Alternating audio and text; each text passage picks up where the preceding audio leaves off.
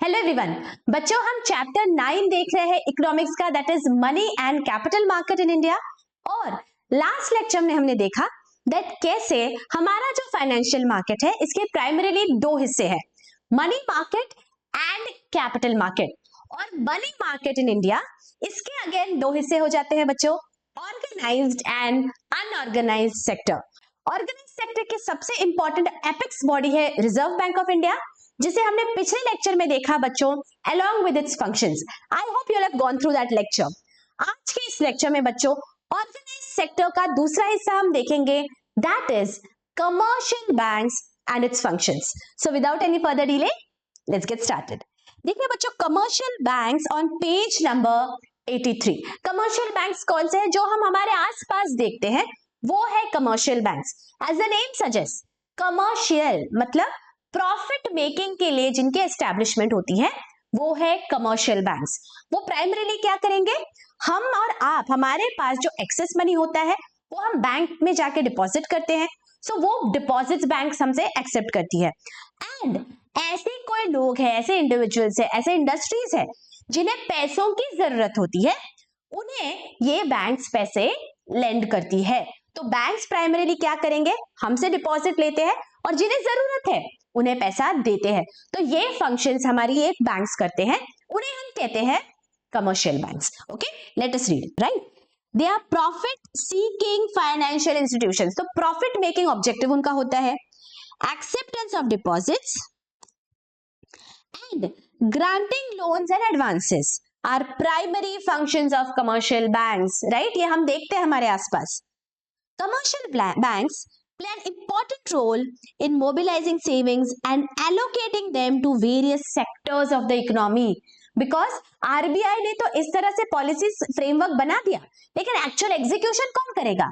Execution करेगा commercial banks. Commercial banks ensure करते हैं दैट वो जो लोन्स दे रहे हैं वो अलग अलग सेक्टर्स में प्रॉपरली डिस्ट्रीब्यूट हो जाए, जिन्हें जिन्हें जरूरत है उन्हें प्रॉपरली लोन प्रोवाइड किया जाए। Okay, it includes both scheduled commercial banks and non-scheduled commercial banks. अब commercial banks के भी दो हिस्से हैं, scheduled and non-scheduled. Scheduled मतलब क्या? Let us read. Scheduled commercial banks are those included in the second schedule of the Reserve Bank of India Act 1934. मतलब जो schedule में दिए गए नाम है उन सारों को हम कहते हैं these are scheduled commercial banks, और जिनके नाम शेड्यूल में नहीं है वो हो जाते हैं non scheduled commercial banks. Okay, let us read. In terms of ownership and function, commercial banks in India can be classified into 4 categories. मतलब ये जो कमर्शियल बैंक्स है उन्हें वापस हम 4 हिस्सों में डिवाइड कर सकते हैं बच्चों। Let us quickly see. Public sector and private sector on the basis of ownership, मतलब कौन ओन कर रहा है। अगर गवर्नमेंट ओन करता है तो हम कहेंगे पब्लिक सेक्टर बैंक। कौन से हैं? जैसे कि state bank of India, bank of Maharashtra, Punjab national bank, Punjab and Sindh bank, union bank etcetera. ये सारे कौन से हैं? पब्लिक सेक्टर बैंक्स है। मैक्सिमम ओनरशिप जब प्राइवेट सेक्टर के पास है तो हम बोलेंगे प्राइवेट सेक्टर बैंक है। जैसे HDFC bank, ICICI bank, yes bank, Kotak Mahindra bank, ये सब क्या है? ये सब प्राइवेट सेक्टर बैंक्स है। आगे क्या है देखो, रीजनल रूरल बैंक्स, मतलब अलग अलग रीजन्स के डेवलपमेंट के लिए एक रीजनल बैंक्स बनाए होते हैं। जैसे कि हम बहुत बार देखते हैं ग्रामीण विकास बैंक्स अलग अलग स्टेट्स में होते हैं, ये क्या है? ये रीजनल रूरल बैंक्स है।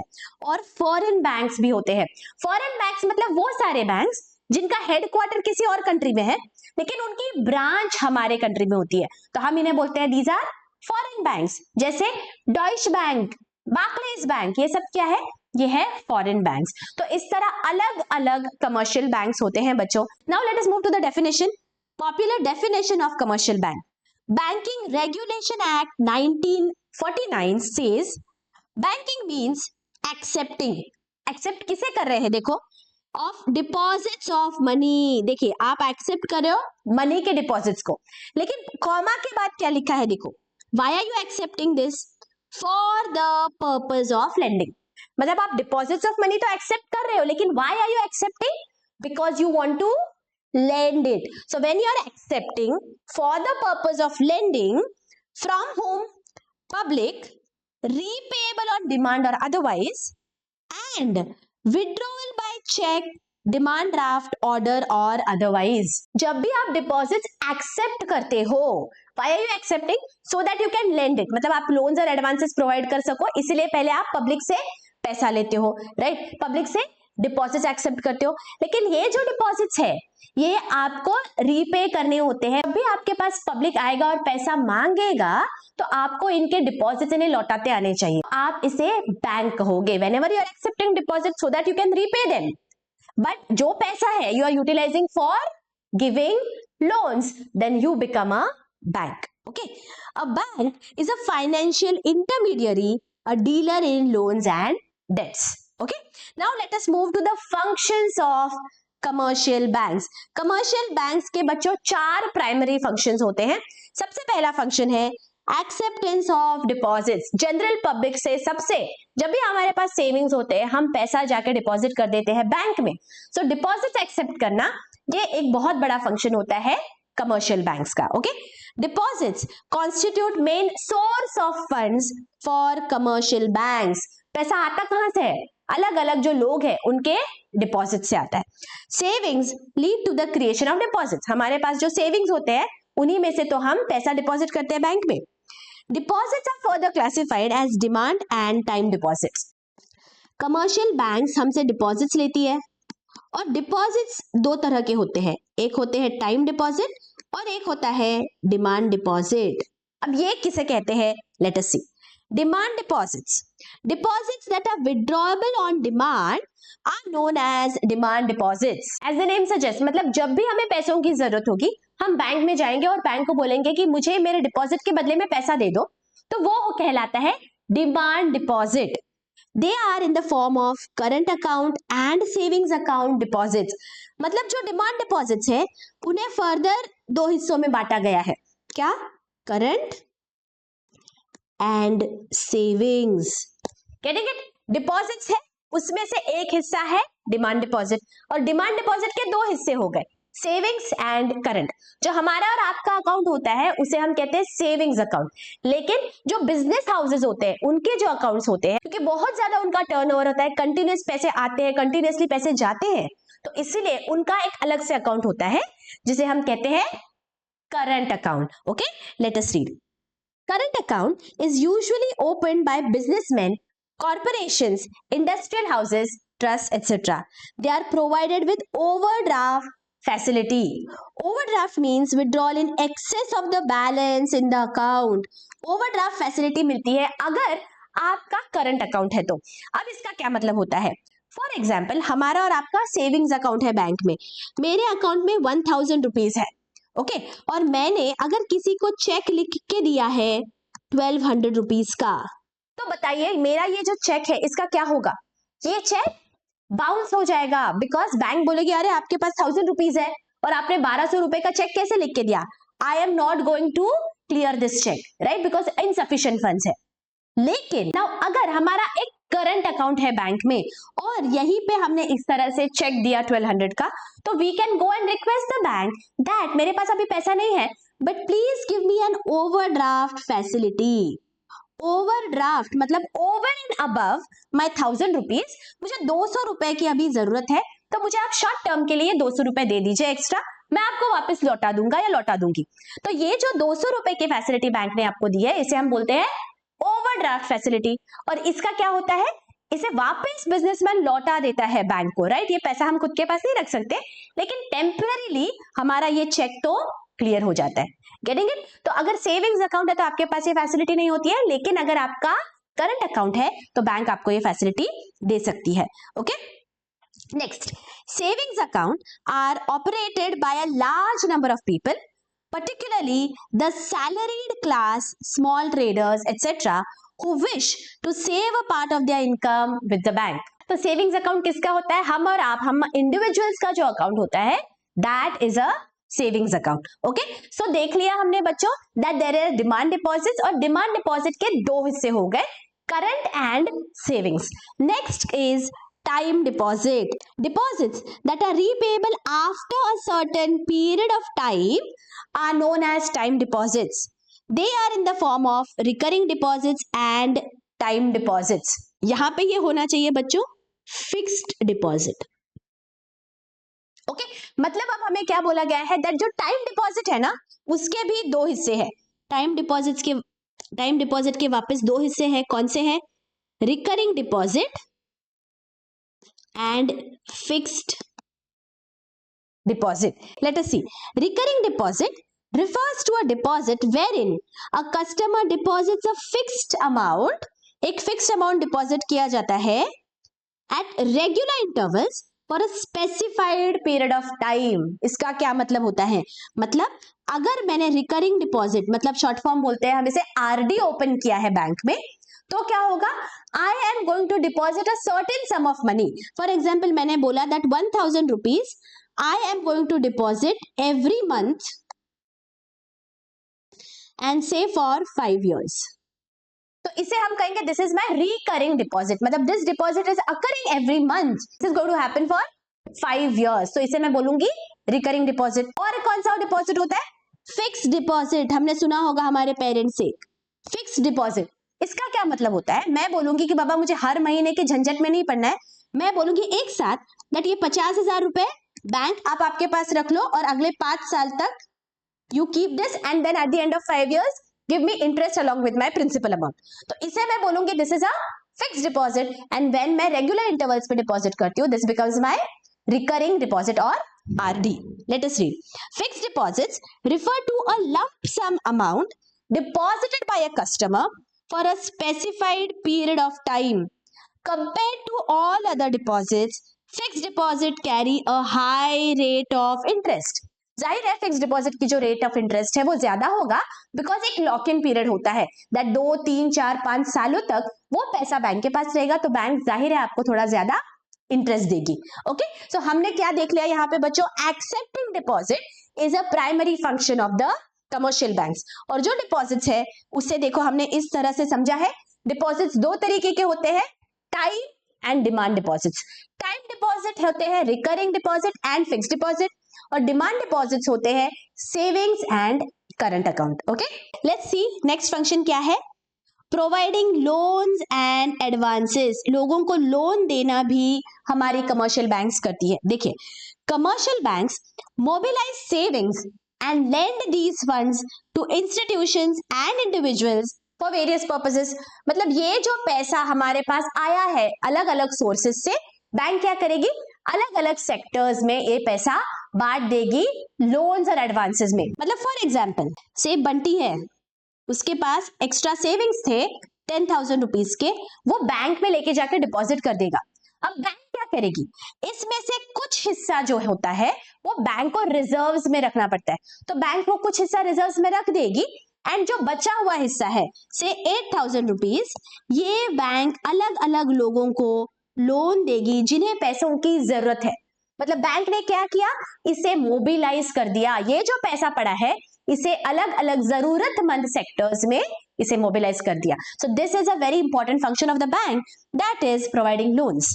Okay based on the tenure, loans include call loans, short term, medium term and long term loans. Okay as the name suggest, अलग अलग टेन्योर जो होगा उस तरह से ये लोन्स को हम बाइफरकेट करते हैं.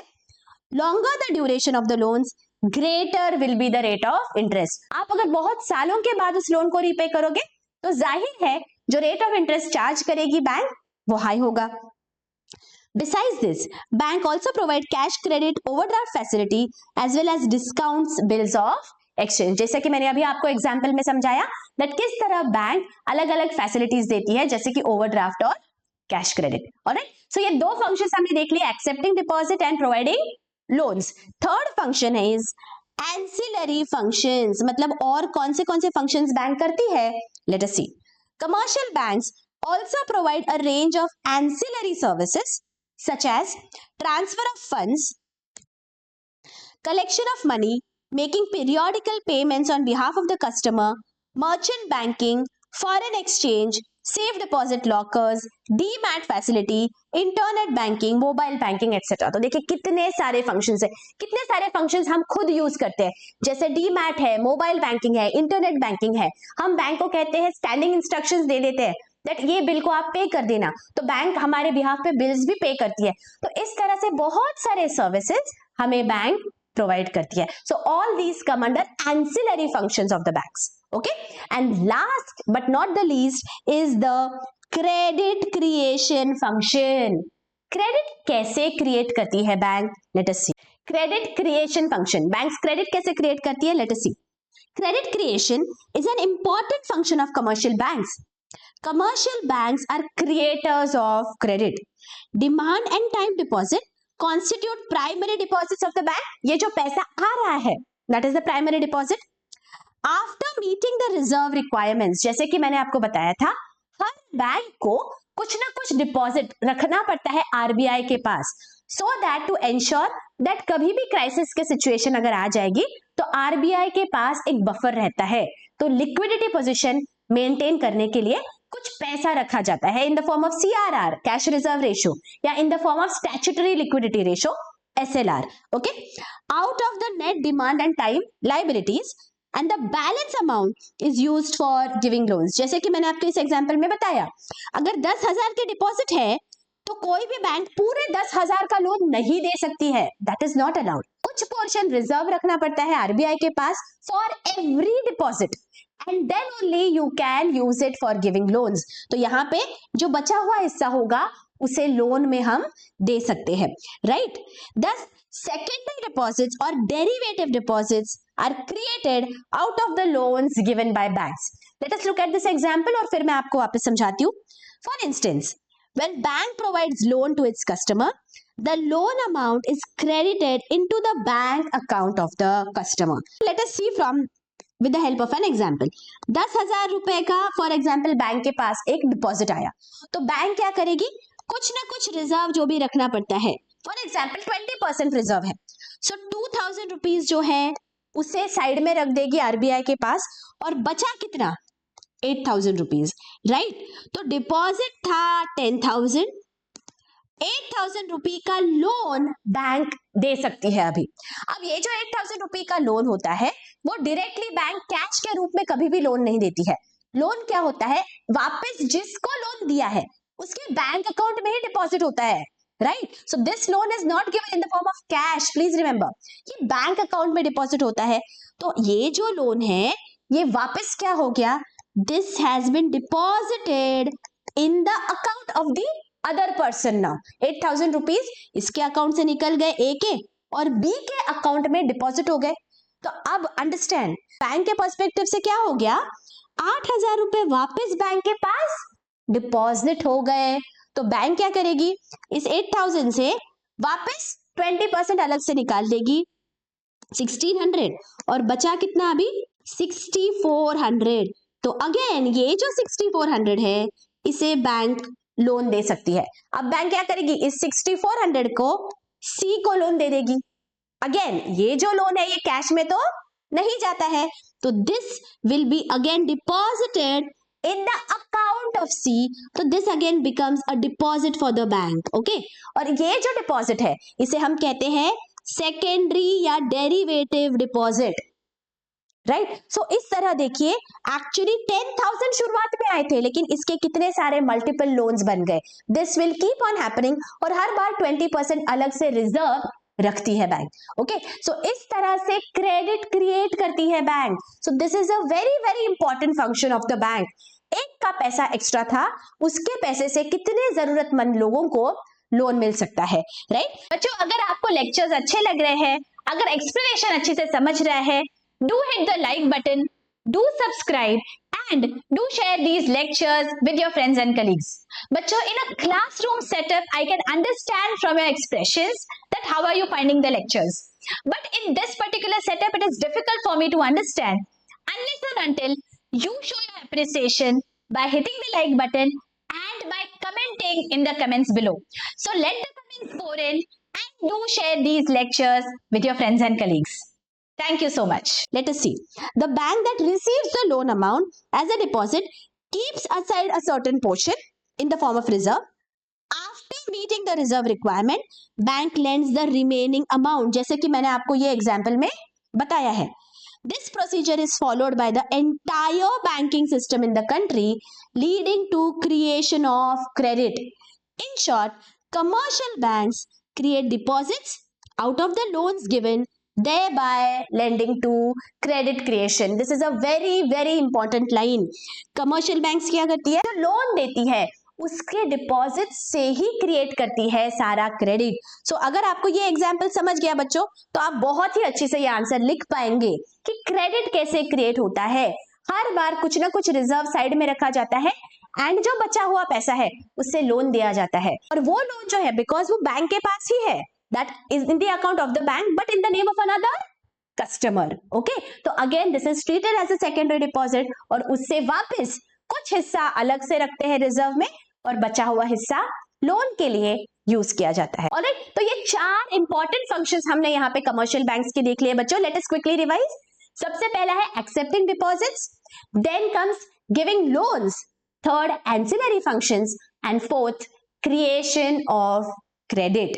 ओके, आई होप ये बहुत ही अच्छे से आपको लेक्चर समझ गया है बच्चों. मिलती हूँ आपको नेक्स्ट वीडियोस में. Till then take care, bye bye.